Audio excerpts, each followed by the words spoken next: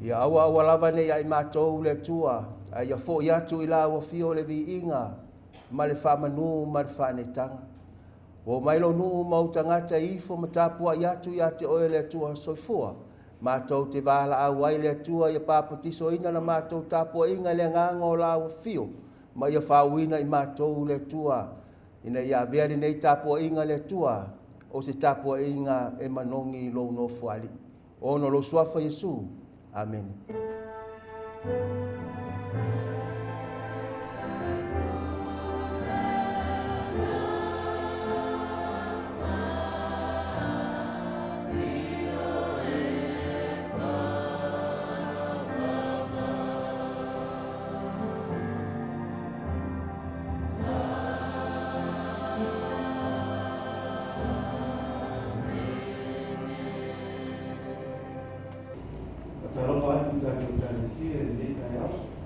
Talofa.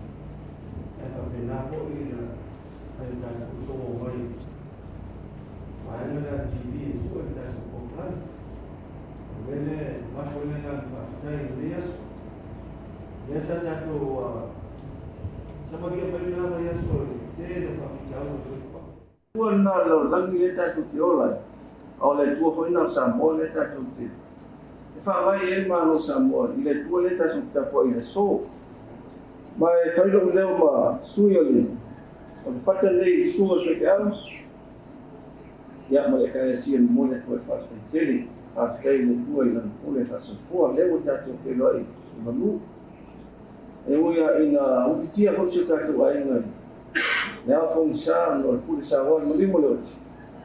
E va ftai abertas. Ya tu ina se. Ina na le tu. E rofa mo pe ai ta tu idea so pole. Ma fa na la ina tu si ta vita o pui e tolo salamo le tu mo fa le fa mi tolo. Ma ta vita o te fa ftai ya yo ya soma. Asoma.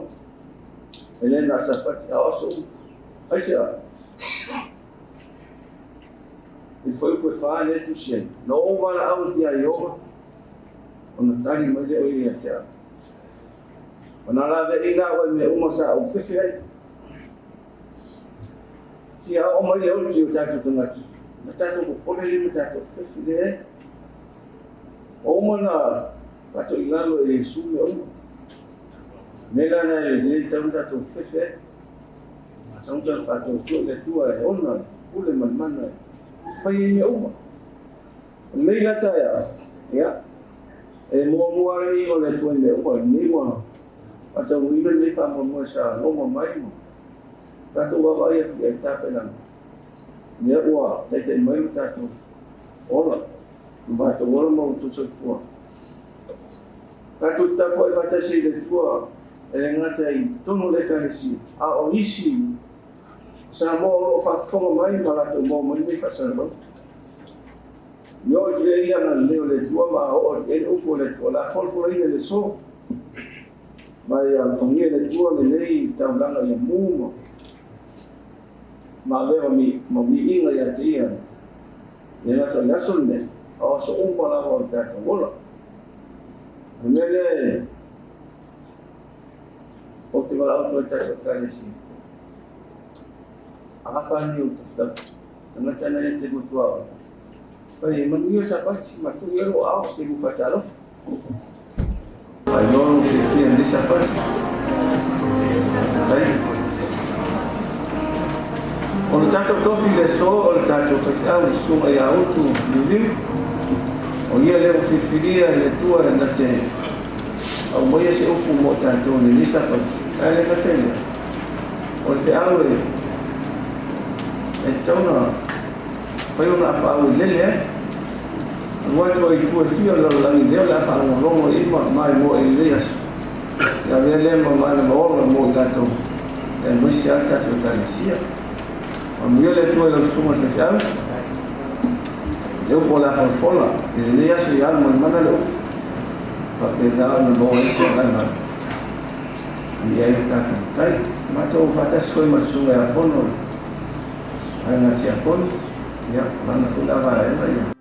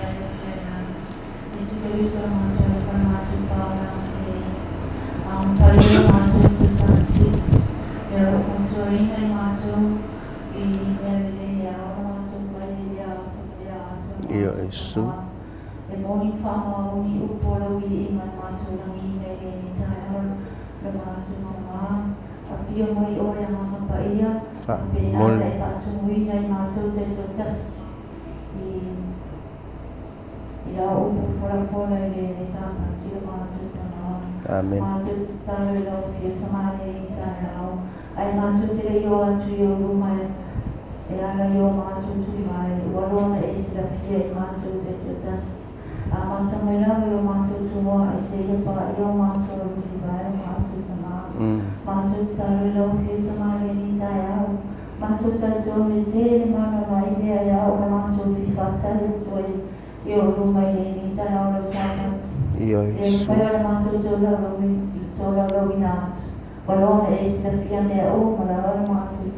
Amen.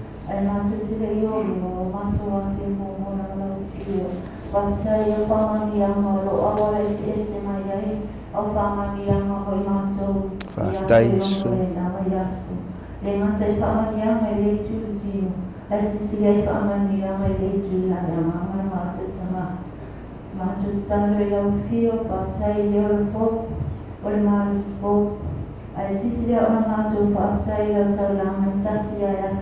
Na Sauniga mo mātou soiforo walu. Na lima whala auruma sātou. Papena ana Sauniga i o mātou elelea. Mo mātou parparai lea atumlea asa mātou tama. Le senia mātou te tau atu ai lo lofu no wanga ne mo i mātou. E alu Sapati ne o mātou sulaina lo lofu no wanga ne. Ia Iesu. Le lano o lofu ai ate i mātou. Paula leo na o fua mātou la mutu. Mātou te tau ai pa i o lau fio. Mātou no fua mātou makofa. O ni sangata e tunu le hapa o mungu. Ia Mātou te tau i lau fio te mā. Pamina mai lau fio le mātou nei fonga. Mole. Mātou mai lau se wau pisa matua. Te o lau se wau pisa. Ia. Pamina i o mātou uso o mātou whatasi le nei Sapati kua sia mātou malu. Papena lea Satala, malato e karesia papena mato kaitau lama patase le Sapati. Ia Iesu. Papena sia mato mato ingo. Sia foi mato familianga mai la fio mato tama. Ia. Mato talo la fio sia foi lo sama se ale. Mama foi ona fina ngara le ni tula sama family mo. Ona la fio isi la fia le uma yo mato tama. Ia.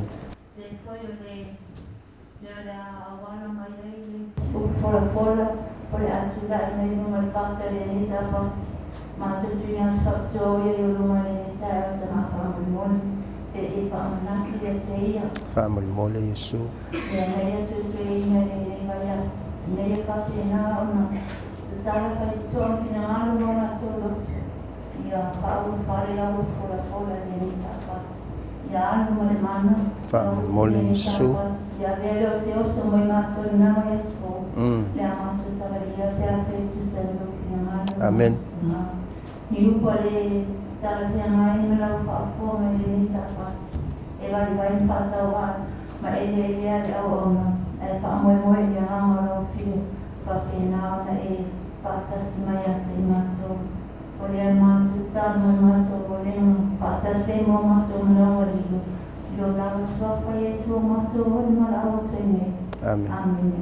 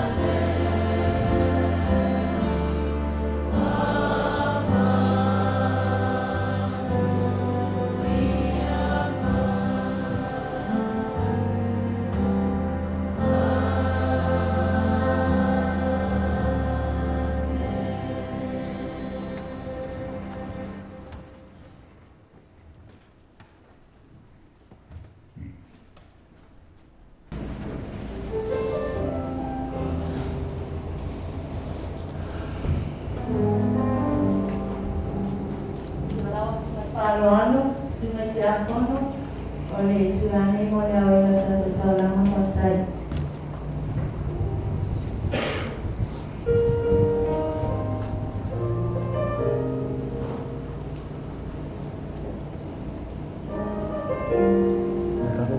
Kau lang fo.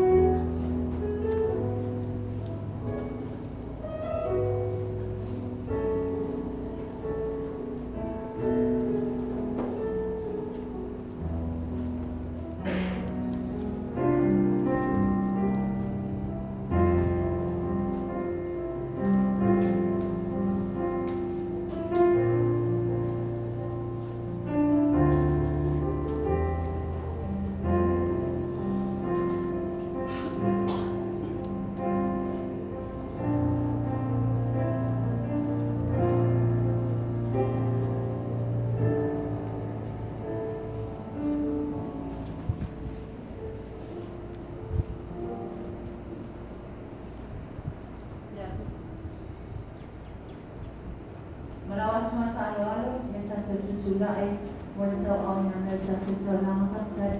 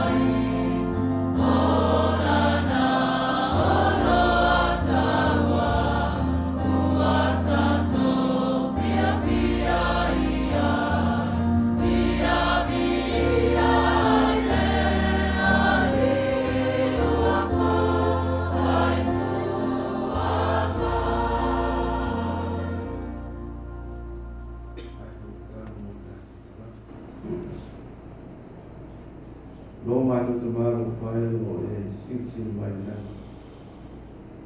O tuturai o ona suwai tau langa ki o mātou whae atu reis. Ka te kere tua i o manatu mai tunati. Amen. Dai A mātou tuto i am sere fua whatau. Amen. Ne ngata i leo fua mātou ngā wena ki o e whamia mai i tunati. Mātou mantua i loa na leile tua. Io Jesu whaftai. Ngata leo te mau aina ki fua i mai ala esi. O e whamia mai i tunati. Le tere na wao whamia mātou te le. Te whai o taisa koe. Io. Wao e alofa mai tunati. E tusa ma mea o mātou whati. A le titaro wha mole le tua. E fo ia tu na mia ia na tu pio na tu fo. Whamole. O la au fio o le tua mia. Io Jesu e moni. A pe na lama o le tua mia i la whanau. E lo whamia o la tu toti nai mu. E lea ma whamanatu e mātou. O lofa na e lofa mai e te mati. Ne e whai o la whatusavia ta lana le esauni. O la whai na e lofa mai e ina i ona tuna. O nā uni ne whatau wa o mātou wai. E sifurua ina e kurua ina ina tau langa e whai i roto mani o tuna. Io Jesu. E lofa ta dia mai. Whamole. Nia Whamole. i ne tau langa sifurua. Ame nui e lo nuka pio na nātu whai ma. Io e le tua. Whamole. Ame nātu mai pio na mātou ona i nasu umo na mātou o mātou te mana tuai e. E whapea na mātou whai nisi o mātou uso. Na mātou tālu e whamamole. Takia mai ala tu i lowlands of Pedesu. Amen. Amen. Amen.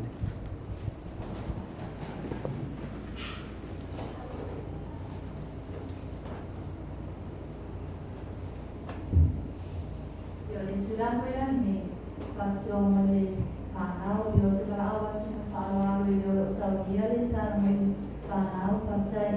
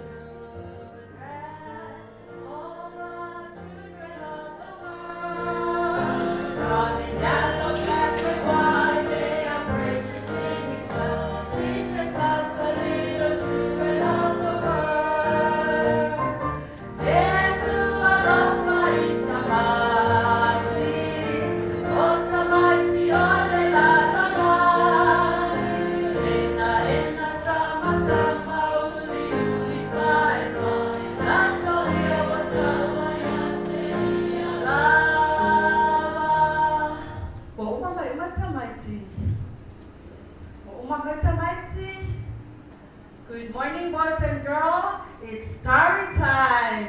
Whaimale au tua tatou tala le leita e au. O Yesu I tono malu. o Yesu i tonu malu ya lata tu nofo file mu fa lomo fande au fa Satala mai tatu tala no mai tatu TV. Come and see Jesus, the Son. This is Jesus. Hey-o. Jesus is the Son of God and the Savior of the world. Jesus was born in Bethlehem in a barn because there was no room in the inn for him.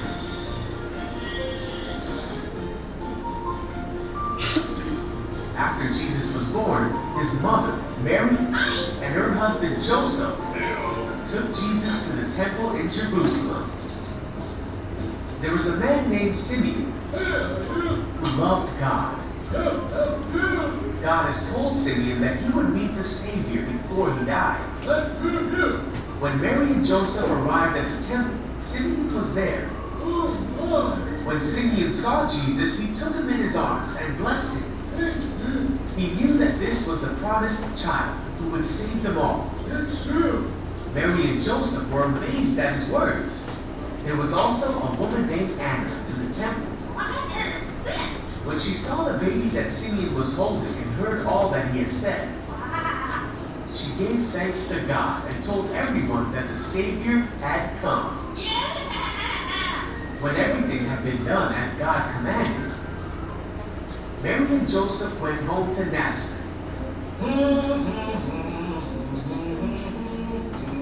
Jesus grew up. He became strong and filled with wisdom, and the favor of God was upon him.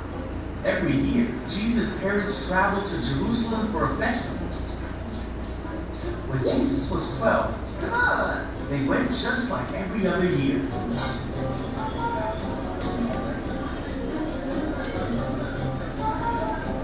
But when the festival was over and Mary and Joseph were traveling back home,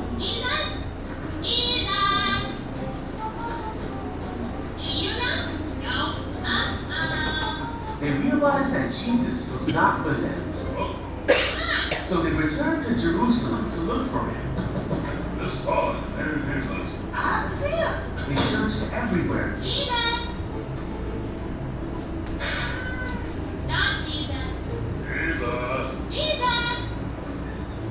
After 3 days, they found him in the temple. Jesus was sitting among the religious teachers, listening to them and asking them questions. When Mary and Joseph found him, they said, "Why have you done this? We've been searching for you everywhere." But Jesus said, "Why did you look for me? Didn't you know I would be here in my Father's house?" But his parents didn't understand what he meant. So Jesus left with them and came back to Nazareth, where he obeyed them. And he continued to grow in wisdom and favor with God and man.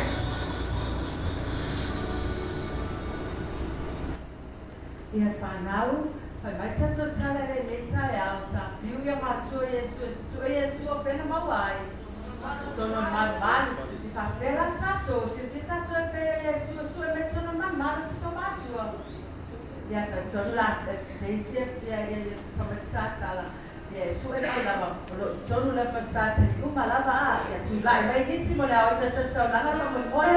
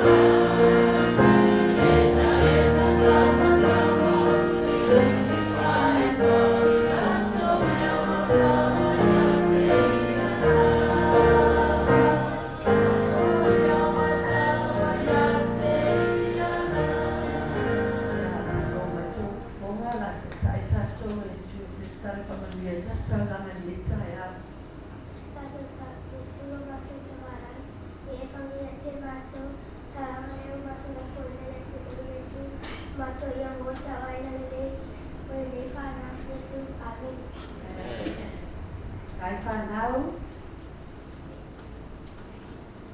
Saudara May, yang untuk whafonga i taso kutu katoa o Sauniga ni atalmo.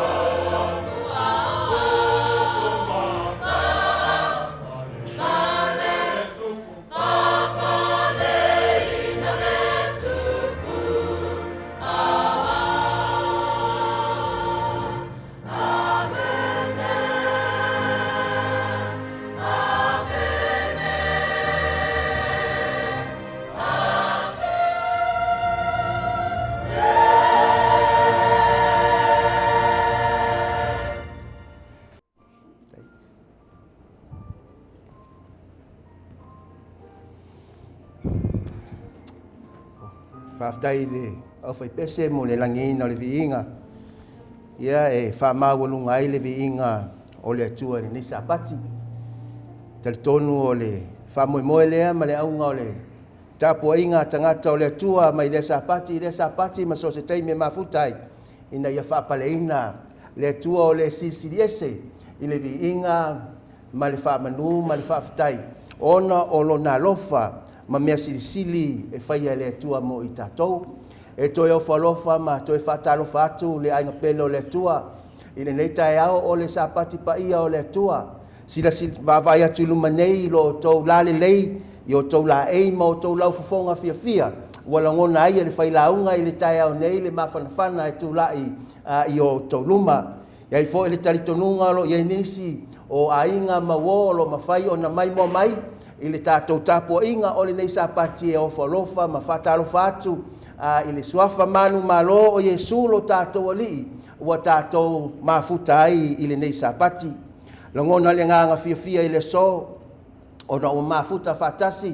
Ma le TV po i la tau o lo ngā lulue mau au na i le atua i le ala ata o le wha moe moe. E momoli ai le whiau o le tala le lei so o se vaenga o le lalolangi.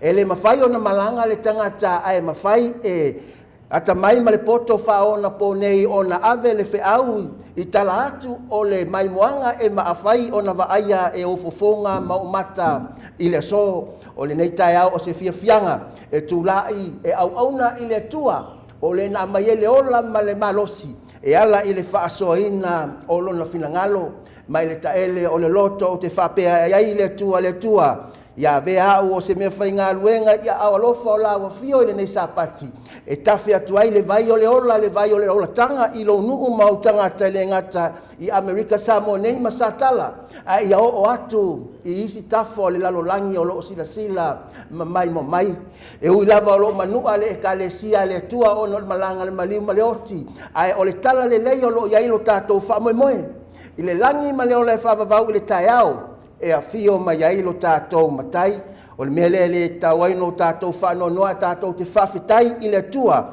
a wa lata mai wa lata tele mai lava le aso e a fio mai ai e a veina e tātou i le langi ma le ola e whavavau o le tatalo nei tai au ia taita i le tua ma mai ma faufaunga i lo nei tangata o upu i lo nei ngutu e nganganai ina ia vi ia le tua lata i tātou i lona no fuali o la tātou tatalo. Whaongaina o le atua i le so o le fofonga o laua fio e ala mai ai whaamanuianga mo i matou. Ai lata atua i o matou loto mo matou tangata i ate oe nei maso umalava se i o le aso e te afio mai ai. Ono lo suafa Yesu. Amen. O whatuina le Fe'au pe fa'aulu talaina le fa'asoa o le sapati le nei le fa'au i le autu e fa'pe nei fa'ailoa le tua e tele awala i le so o lo tama fai ai tangata e fa'ailoa le tua i le si o manga o le lalolangi le nei o nisi o taimi o le awala e whailoa ai e tangata le tua o le tūsia leo ni whaamtalanga po ni whaupunga i tua o lātou tāwale po o lātou awala e tau mawhai e whailoa ai le tua pe a o ina whaitau e tangata whaupunga po whaamtalanga o no lātou loa ai lea e iai le tua o nisi awala e whaonga ina i le so e tangata o le soifuanga le nei e whailoa ai le tua o le ala leo le whaonga ina o upenga ta whailangi e tu iai lunga se mau ona te liva lea pe ave natu e whaitau iai i lātou e mawhai ona mai moa masila iai o nisi foi o awala e whaonga i le so e whailo ai le atua i le si o manga le nei o lo tātou o soifua maola ai le lalolangi e ala lea i o tātou o fupola ei e tusi ai se mau po o se whaamtalanga e whatatau i le atua e whailo ai le tua, ma moli mawai e whatatau i le tua. O le so o te manao ave, la o tau whaafufonga a to ai ma le tātou maftanga i le so. I le tala masani e tātou te maua i le tusi o tanielu i lona mata upo e tolu. Au o li i fo ia po o le wo e to tolu lea. Na lafoina i le o ngā umu asa. Ai o te manao, e whaonga mai le tala lea, e whai ma whaataita inga, o le vaenga lea o te oto mai i le whenga inga fau i le tusi o whaalinga i lona mata upu e se fulu mare wha. E tele lava o taimi e tātou te o ai i le mata upu e se fulu mare wha o le tusi o whaalinga, e tātou te o sa o lava i whiaua a ngelu e totolu. Ai a whai e te mai tau i le whaata oto ina mare whaatulanga ina, o le mata upu e se fulu mare wha. e te mai tau ina ai o ngā totonu le whiaua a ngelu e totolu. Ai o le pito, o le vaenga mua o le tusi o whaalinga le mta upa se fulu ma le wha. E te mai tau ina ai le whai tau a whai o tangata se lau wha se fulu ma le wha. O afe o lo tutu whaatasi ma le tamai ma moe. Ai le whai unga o le mta upa se fulu ma le wha. O lo o iai le tala e whaatatau i a Yesu ma le sele saito o lo ua sauai e whai le sele selenga e le taimi o le unga. O te manao e ave o tau i le mata upu se fulu ma le whao le tusi o whaalinga i lona whai upu mua whaangata le whai upu e 5. O le au le tala noa i le ata te le o le se lau wha se fulu ma le wha afe o i la tau o lo tutu whaatasi ma le tamai ma moe. Ai o te fia ave le tātou maafutanga i le nei Sapati i le whai upu e wha ma le whai upu e 5. Whai upu e wha ma le whai upu e 5. O i nei, a whai e te whai tau i ai i le whai upu mua a ngai le whai upu e tolu. O lo wha amatala ai e Ioane, le waainga sa ia waai ai a o tutu whaatasi le tamai ma moe. Ma le whai tau a whai o tangata se lau wha se fulu ma le wha afe. O na wha amatala lea e Ioane o mai moanga po waainga na ia i loina. Ai o mai i le whai upu e wha ma le whai upu e 5. Ua sifi pa ua sui le sio manga. Pa ua sui le waainga lea ua waai ma wha amataleina e Ioane. Lea ua tatai mai i le langi. Ai au mai i le lalolangi e whatatau. I le soifuanga o tangata ia o lo waai ai i le langi. Lea sa o lato soifua maola ai. A o iai i le lalolangi. O le mafuanga le nape a whai e te whaitau i ai. E te mauai i waainga ese. O tangata i le olanga ma le soifuanga ma le awala na o lato whailo ai le atua. A o lato o iai i le lalolangi. E lima le lei ia vaenga po mai moanga o lo whaongaina e Ioane i nei. I le tusi o whaalinga se fulu ma le wha. E wha matala i le awala. E tatau wai i le kerusiano o na ia whailoa le atua i le lalolangi. O le mafuanga lea, ua o oto mai ai le whai upu e la wha ma le whai upu e 5 o le whaalinga se fulu ma le wha. E ona o tamawhai lea e toso mai le vaenga mua. E tamawhai e whaata i le tala o lo ta wha mawina i le tanielu o lona mata upu e tolu. A whai maua soa wanoa na e whai tau le ia leo le au oto mai ia mai moanga po o winga o tangata ia na waai ia Ioane e whatatau i o latou soifuanga a o ola ma soifua i le lalolangi le nei. Whai mai o le memo mua lava po o winga mua o tangata nei. Lea sa waai ia Ioane i lunga i le langi o tutu whaatasi ma le tamai ma moe. I o latou wa mio ma latou winga ma o latou o langa. Po le awala na o latou whailo ai le atua i le lalolangi. Whai mai whamtalanga a Ioane. Whai mai ele i leanga i whawhine o tau pou i latou. So se taimia e tala noa ele tusi pa ia e whatatau ele i leanga e se whawhine ma tā uai o le tau pou. O lona winga e tau mai ai ele i mulilua pe ua whaitaanga. O le isi le ata e whaongaina e le tusi pa ia e whatatau i le tangata pe a o i nā alu ese mai ma le atua e tāpua i se isi atua e ese atu i le atua soifua.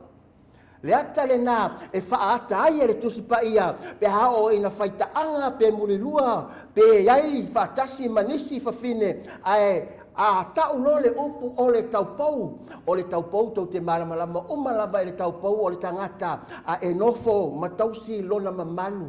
O le tangata e nofo toatasi e whapena le ata o le tusi pa ia e whaata e le tangata e tāpua im au auna ma le whamaoni i le atua.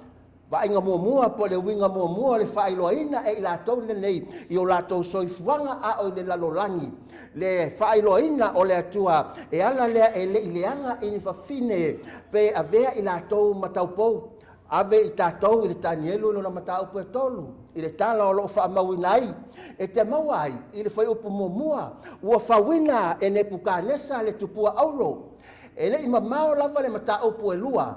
E lea sa whaamatala ai e tanielu i a ne pukanesa le na wha le po. Lea sa vaai ai mawhai ai tanielu. Ne pukanesa o le ulu auro o oe malo. A o malo le na e mawai atu oe. Ai ai le isi malo e tu lai mai. Ele mamau ese atu le whamatalanga ma le vaenga na whamatala e Danielu. Ai fili lo ne pukanesa o le aia fausia se tupua auro mai lava i lona ulu se ia o lava i ona vai. O le ata ma le whaataitainga o le tangata i lona manatu whaamawalunga o ia e tu mau e whaavavau. Ai o le ata ato le tupua le i nei le matau pue tolu. Ina ia au mai ai le tasi o le tapo inga e le nuu o Papelonia. Wana oma loa na whai le tupua. Whai loa ma le fono o tai o malo. E te maua le whai upue lua le matau pue tolu o tusi o Danielu. Ua whai loa ma le fono o tai o malo. Ma whai loa iai. O le taimi ia e whaalongo ai. O le taimi lava e whaalongo ai a o tā maiti tara. Ma mea whaili ese uma. Ona whapa lo lea maifo i le tupua na whaia e ne pukanesa. Ai tō te silafia i le whamtalanga le whai upue ono. O lo iai le whamtalanga whapenei. Ai a whai e le pa maifo i le tupua na whaia ne pukanesa. O lo na taunu unga o le lafoina i le o ngā umu e muai.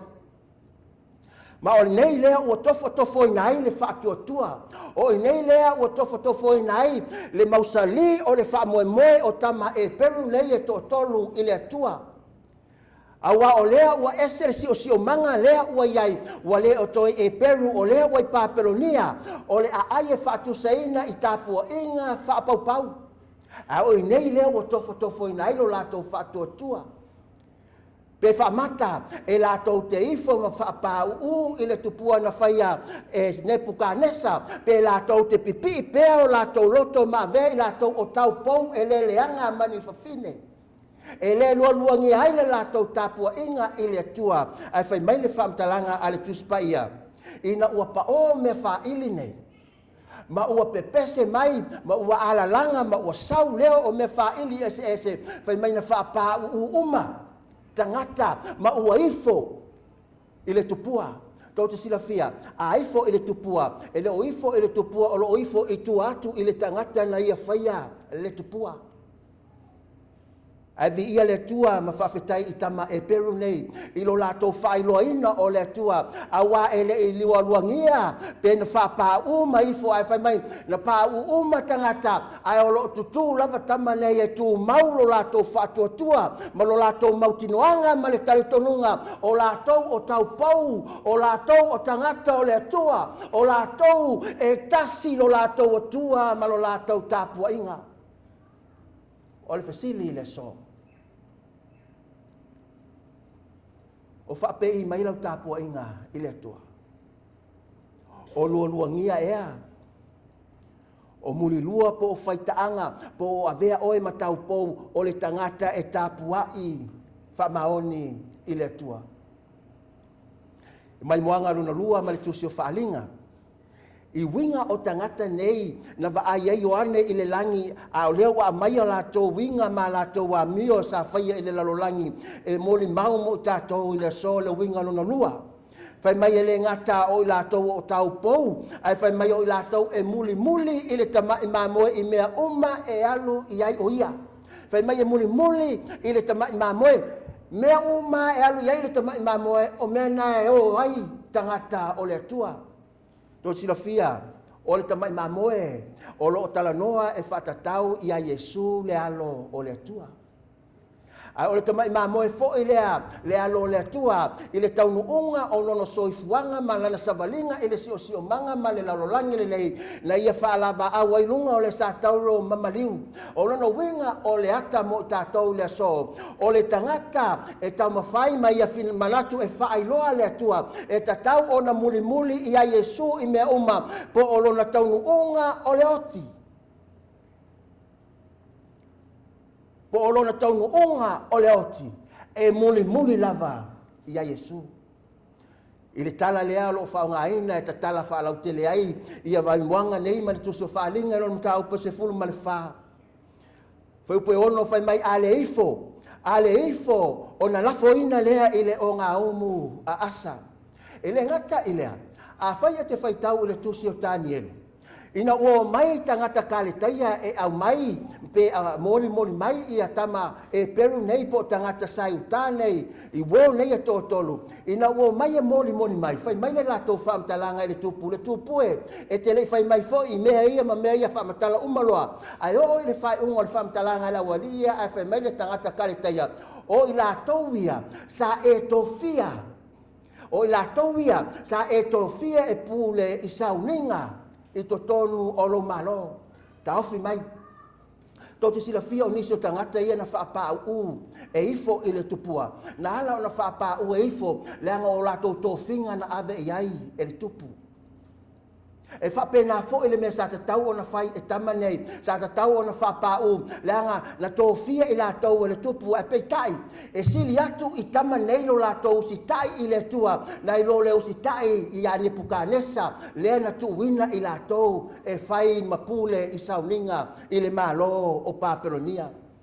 Na fili ai lato e po le alava le oti e o mai po le afo I lo na taunu unga e le popole iai awa o lo mausali lo lato fa moe I le tua e toti sila fia I le fa amtalanga pe a fai e te fai tau iai I le fai upu e se fulu maletolu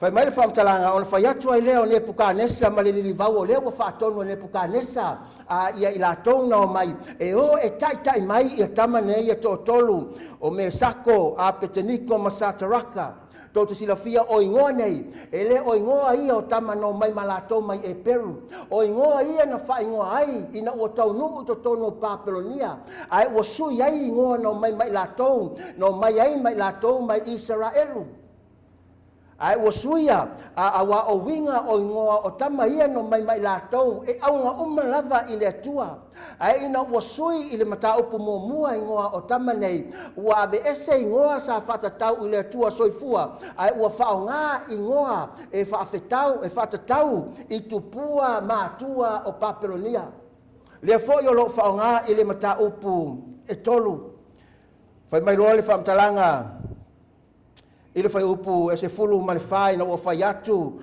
ne pukanesa ia me sako ma peteniko. Pe se matua manatu ea tau te le au auna I o watua ma o tau le ifo. Le tupua auro ua au whaatuina. O le nei fai pasuma lima a fai o saunia o tau pe a o tau langona. Mea ia whaili maisi mea ia o lo whamatalaina o no tau whapa lea I lalo maifo mai I le tupua. I le tali atama nei a mai eini mai moanga mata ngofia le nei. A wā I le whai upu e se fulu ma le ono. Whai mai le whaamtalanga atama nei ino o tali atu I la tou ia Nebukanesa. O whape atu ia Nebukanesa. E lea ngā ona mātou tali atu ia te oe I le nei mea. E lea ngā no mātou tali atu ia te oile nei mea. Tau te sila fia le ata lea olo I nei. O lea wa toi ave iaia Nebukanesa le isi iava noa. I le awali ia. E toi whaatali ai a toi pa o loa la au pese ma mea uma. O na ifo lo lea e whai mele tali ai le awalia. Se Nebukanesa a elai loa. Le ai. E mātou te le toi mana na o iai. Fai mai lor fai upu e se fulu malefitu a fai o lea ua mawhai e lo mātou atua mātou te au na iei o na lavea I maia te I mātou ai leo ngā umu e mu ai le afi ma lavea ina mai lava I mātou ai lau pule le tupu fai mai tamaia mākou ke le toi mana o mia se isi avanoa a wā o lo mātou mautinuanga e tai ale li e na te lavea I mātou mai o ngā umu e na te lavea I mātou mai lau pule sa wā le tupu Nebukanesa o le atalina o le tangata e muli ia Yesu I so se mea e alu iai Yesu o te sila fia le kalesia ma le ainga o le atua I le so e le o te mamao e o tātou o I taimi whainga tā o le soifuanga I taimi uinga o le savalinga le kerisiano e tu inai I tātou ma le au kerisiano uma I whare pui ma inosia ona o le suafo Yesu e tu se malfetalainga a Yesu. Wa inga e tolu po le mai moanga e tolu. Fai mai le whaamtalanga, i le tusi o whaalinga i lono mtau pe suma wha, o lo tātou vava ai lava i winga o i la tau, ma le whai upo e wha, ma le whai upo e lima. Fai mai o le isi, a wala e whai loa aia i la tau nei, e mafua mai ona ua whaatawina i la tau nai tangata. La whai e te whai tau i le mtau pe suma wha, whapea le whaamtalanga, a wā ua whaatawina nai tangata, whaapolopolo ina mo le atua, ma le tamai mamoe. Sino fia le lei e tama e peru nei ina ua tuua lo latou nuu ma o latou ainga. A wā o le ata o tangata e peru o le ata o tangata o le atua. Le ata o papelonia o le ata o tangata e tāpuai i whaapaupau matupua e whaia e lima o tangata. A ina ua o ese mai tama ia ma lo latou nuu. Na mauti noa le lei e o latou loto ma o latou mafaufau. Ua uma ma o lo ua whaatawina i latou e Yesu. Le whaataina i le whenga tuai i tamai mamoe e au mai e osia i le tauranga pe ao ina sala le tangata ai whaamalingi lona toto. Le toto lea na whaatawina ai le tangata nga sala e ma te ai le manu pe whasiotia ai le mamoe ai alu le tangata nga sala ua sauloto. Le ata o le whaatawina ma ua whaatau mai le tele o tangata e peru wa tali tonu mai. E leo whaamatala mai i le tala i le tani elu na mta o petolu. Ai o le temi le o lo ua iai whaatasi ma tangata e peru ma tangata o papelonia po tangata karitaia. E le aise ma salo o isi o i la tau na whaapau o tangata e peru. O nisi o i la tau na info e le tupua o tangata o sayuta. Ai o tamanei. Na o lātou tū mau a wā ua lātou loa, o i lātou o lo whapolo, o i lātou o lo whaia, o lo avea i lātou mō le atua malana tamai mamoe po le tamai mamoe a le atua. Vai ngai whā, i waainga te tele nei e te maua i le whaalinga i lo mtaupu, e se fulu mar whā. I le whai upo e whā, ma le whai upo e lima. Whai mai le whamtalanga, whai mai ele ai se pepelo. E maua i o lātou laungutu. O le isi le nā ata, o le tangata, e te maua i le whaalinga se fulma le whawha pe whama le lima. O winga o le tangata, i a o lei, tu ua le laulangi o ia soifua ma o le laulangi. Whai mai, e le ngata o ia o le taupou, e le ngata o ia o le mulimuli ia Yesu, e le ngata o ia ua whaapolopolo ina mo le tamai mamoe, a ua avea o ia whai mai e le mau ai se pepelo i ona laungutu. O le tala le tuspa ia, o satani o ia o le tama o pepelo. Ai nei fai mai ele mawai se pepelo i ona laungutu i le tala i tamane. Ne ina watali i ane pukanesa e tusa ma le molianga na moli ai tamane. Na o lātou tautino i ane pukanesa e mawhai e lo mātou atua ona lavea ina i mātou. Ai o mai le fai upa se fulu ma le valu. A wasui le ngangana ma le whamtalanga le awali i nei fai mai ai peitai.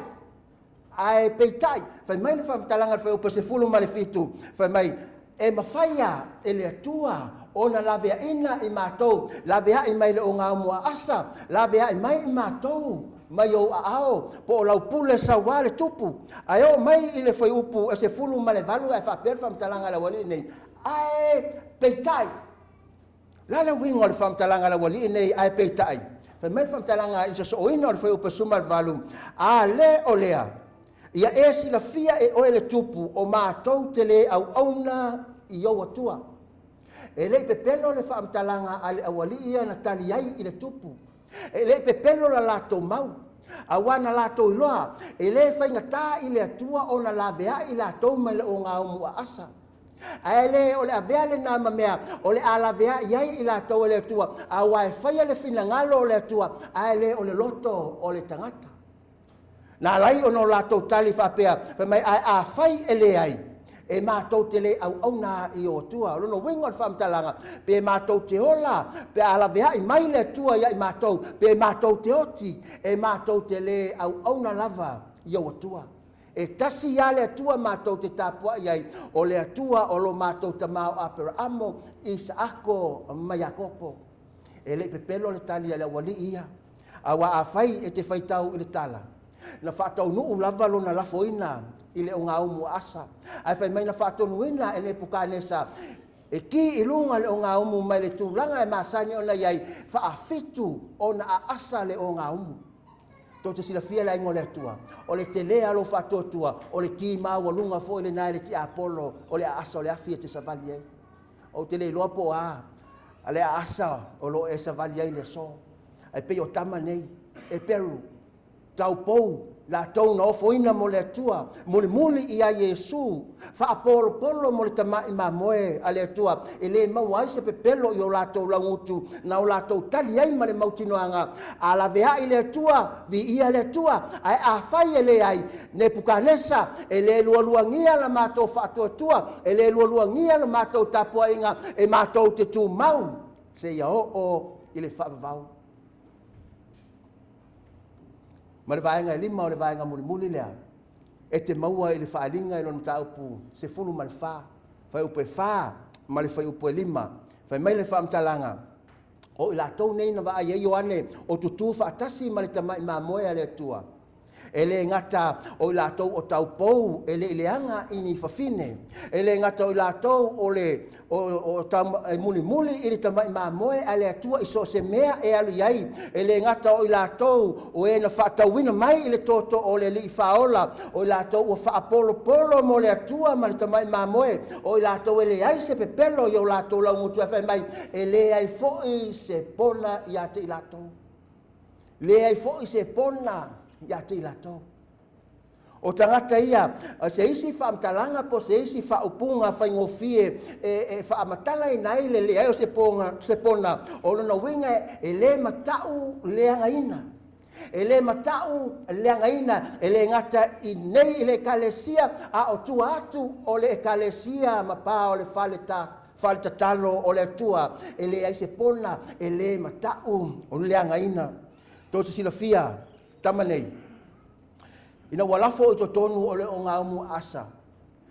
Ma le vaai atu o ne pukanesa. Sa ai alafo ina i tonu le tolu. Ai lo atu ne pukanesa ua tofa. A o ila tau le ia na o e lafo. Tama nei to tonu le o ngā umu whai mai. Pe a whai te whai tau le tala. Na fili whapitoa e ne pukanesa o toa manu ia o paperonia. No lato o lafo tama nei to tonu o le ngā umu asa. Lea ua le to e asa i le asa i masani ai. Ai ua whaafitu. Lea asa lea ua asa ai. O lono winga ua sili atu. Whai mai ele i o tama ia. Na o tama ia to tonu ai le i to e ola se iso i la wali ia no e lafo tama to tonu o le ngā umu. O le ata le nao le asa tele. O le ngā umu. Ele iai ma se iso le wali no e lafo. Ia tama nei e to tonu i le ngā umu na sao pena ola.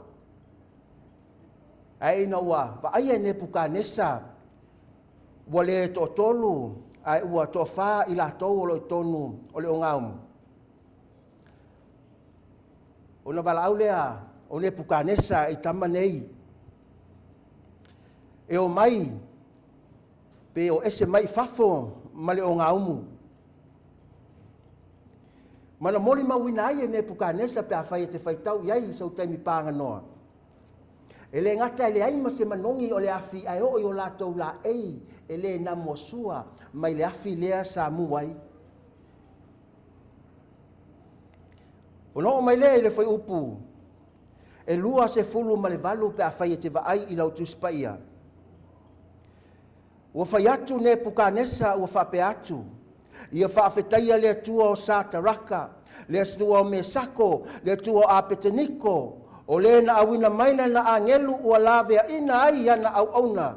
E na whaatua tua ia te ia.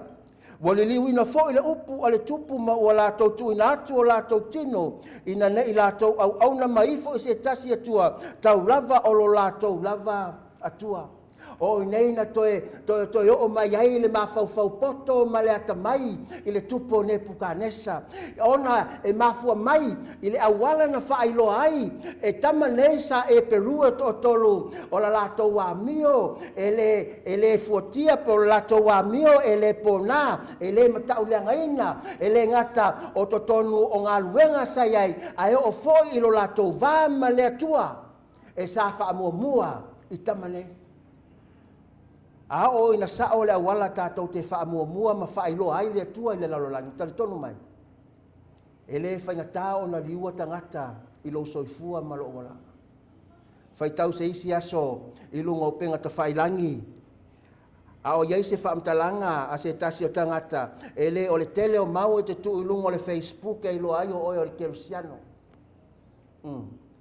E le o le tele o mau e te so na la o lunga o le Facebook e ilo ai o oi o le kerisiano. E le o le pipi I whaala popoa o matai tusi o le suafa o le atua I tua o lau taavale I lo ai o oi o le kerisiano. Wai solo mua I tangata e tusi ingoa ma suafa o le atua I tua le mai ka ika I lunga le awana. E solo mua I tangata na pipi ai mai o le atua e le o te mamawa e sao Jesus is coming soon. E na o na la mua wa atua la mai fafo ma le lima. E leo le awala ni nai loa I le lalolangi. E leo le awala ni nai fina ngalo le atua tātou te whai loa I le atua I le lalolangi. O le awala e fina ngalo le atua o lo soifua ma lo uolanga. O lo soifua ma lo uolanga. Ina ia vei tātou o tau pou e mamae ato atoa. E na o le atua alo tātou wha moe moe ma la tātou tāpua inga. E le ngata ili nā, a o oe mau o tangata wha atua le atua. E pe ola, e pe oti, e pe otama, e peru nei. E tātou te le Liuliu ai lava. Lo tātou wha moe moe I le atua. E le ngata ili nā, ia aua le ingalo le wo le teitaia. O tātou.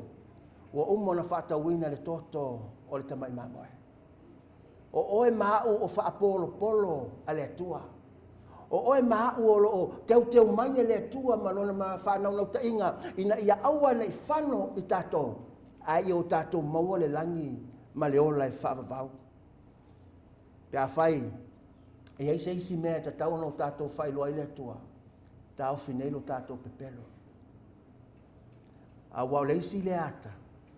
E ilo ai e lo ia tātou le tua. O le vaenga muli. Ia aua le matau le angaina I tātou. Pe pōnā I le silfanga le tua. Ia vea I tātou e le ngata e le leila tātou a mio nei a o fafu atu pe a whai e toea o oea o tō telo le whalwhainga ruenga e le loloto uma. Whai loa ina. Tu la ina. Matau I tangata.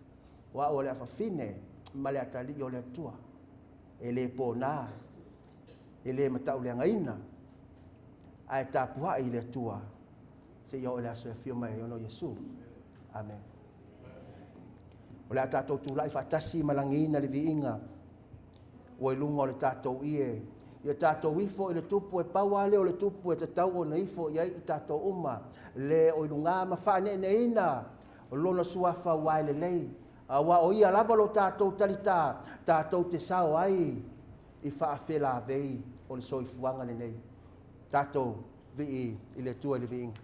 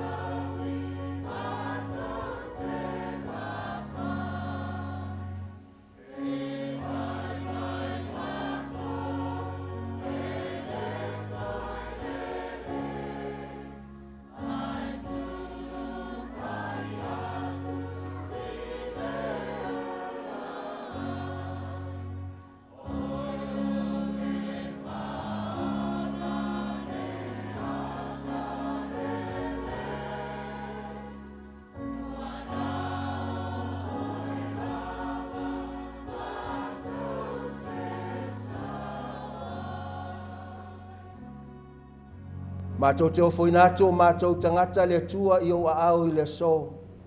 Amataina se amatanga fou, ma se savalinga fou, whatasi malawa fio le tua. Ene o mātou whailoa oe le tua, i o mātou a mio, ma mātou winga le tua, i so se mea mātou te iai. Ina ia aua nei, filongia le tua, lo mātou whamoe atu, ia te oe ma meo le soifuanga le nei. A ia tu tasi atu o mātou tangata ia vea i mātou o tau pou le tua tā pena ma o lo toia fio mai. A wao i mātou o whatauina i le toto ke riso, e le pala lava. Le tua lo mātou tama. Ia vea i mātou o nisi e le matau le angai nai lo fina ngalo le tua, e so se mea mātou te iai. Ia lo manuia le tua le tama, le tua le alo. Le tua oe, le nganga sa e lungo lo nuu mau tangata.